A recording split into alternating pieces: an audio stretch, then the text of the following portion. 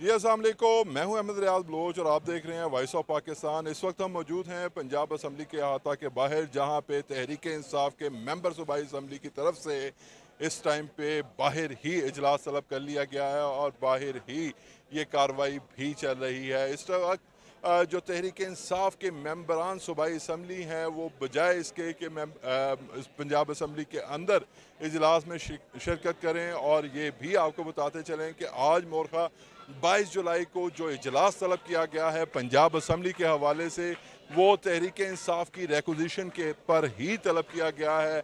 लेकिन अब सूरत हाल ये है कि यहाँ पे पंजाब असम्बली में जो मेंबरान सूबाई असम्बली पाकिस्तान सुन्नी इत्तेहाद कौंसिल के और जो पाकिस्तान तहरीक इंसाफ के जो मेंबरान सूबाई असम्बली मरीम नवाज शरीफ के दौरान तकरीर नाजेबा जुमलों का इस्तेमाल करते रहे, उनकी रुकनीत मुअत्तल कर दी गई थी। और अब ये एहतजाज का सिलसिला जो है उसी तरह ही आगे बढ़ रहा है। और यहाँ पे ये भी आपको बताते चलें कि यहाँ पे जो सूरत हाल है वो ये है कि यहाँ पे कुर्सियाँ लगा दी गई हैं। यहाँ पे अभी से चंद लम्हात कबल एलीट फोर्स की गाड़ियाँ मौजूद थीं, और उसके बाद फिर अब जो सूरत हाल है वो ये है कि यहाँ पे मेंबर सूबाई असम्बली और अच्छा सर, ये बताइएगा कि ये जो आपके 11 मेंबर सूबाई असम्बली की रुकनीत मुअत्तल की गई है, ये उसकी वजह से आप बाहर इजलास कर रहे हैं या इसका कोई और मकसद है?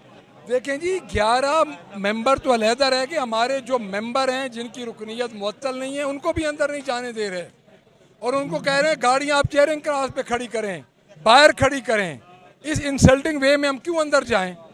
क्या यही जमहूरियत है? ये जो टिक टॉकर चीफ मिनिस्टर है, ये जमहूरी इक़्तिदार के परखच्चे उड़ा रही है। वो फ्रस्ट्रेटेड हो चुकी है और हमारे MPs को कहती है कि आपकी गाड़ियाँ बाहर खड़ी हों और टेरी बेंचेस के MP आगे अंदर गाड़ियाँ लेके जाएं। हम ऐसे नहीं जाएंगे, हमारा अपोजिशन चैम्बर लॉक है, हम कैसे अंदर चले जाएं?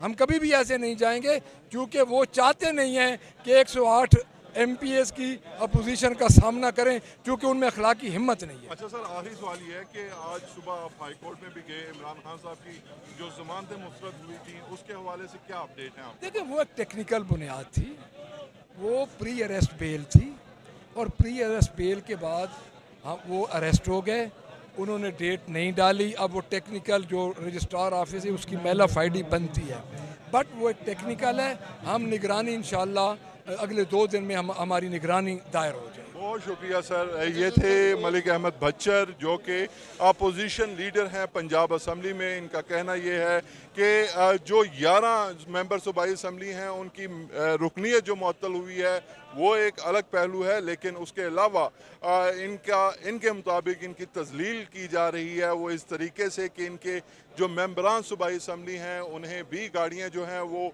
अहाते में नहीं लाने दी जा रही, और इसके अलावा इनका जो चैम्बर है, जो अपोजिशन लीडर का चैम्बर है, जो अपोजिशन अरकान के चैम्बर्स हैं, उन्हें भी वहाँ तक जाने की रसाई नहीं मुमकिन, जिसकी वजह से ये एहतजाज जारी है। और ये अपोजिशन जो लीडर हैं मलिक अहमद भच्चर, उन्होंने बाकायदा तौर पे यहाँ पे, अगर मेरे कैमरामैन आपको दिखा सकें तो यहाँ पे कुर्सियाँ लगाकर यहाँ पे जो है इजलास जो है बाकायदा तरीके से शुरू कर दिया है।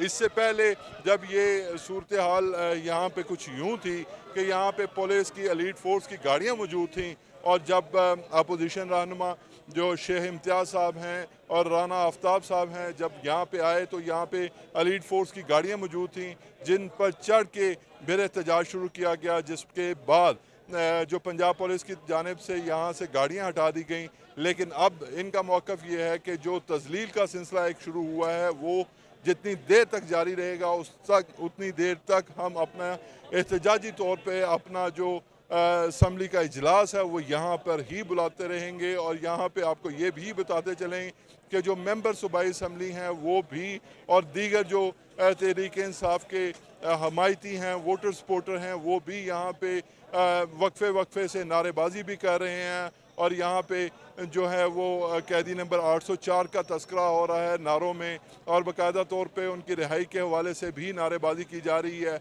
अब देखना यह है कि आने वाले दिनों में ये कहाँ तक मामला यूँ चलेगा और ये मामला कब तक अपना मंतकी अंजाम तक पहुँचेगा। अभी तक के लिए अहमद रियाज बलोच को दीजिए इजाज़त। अल्लाह निगहबान।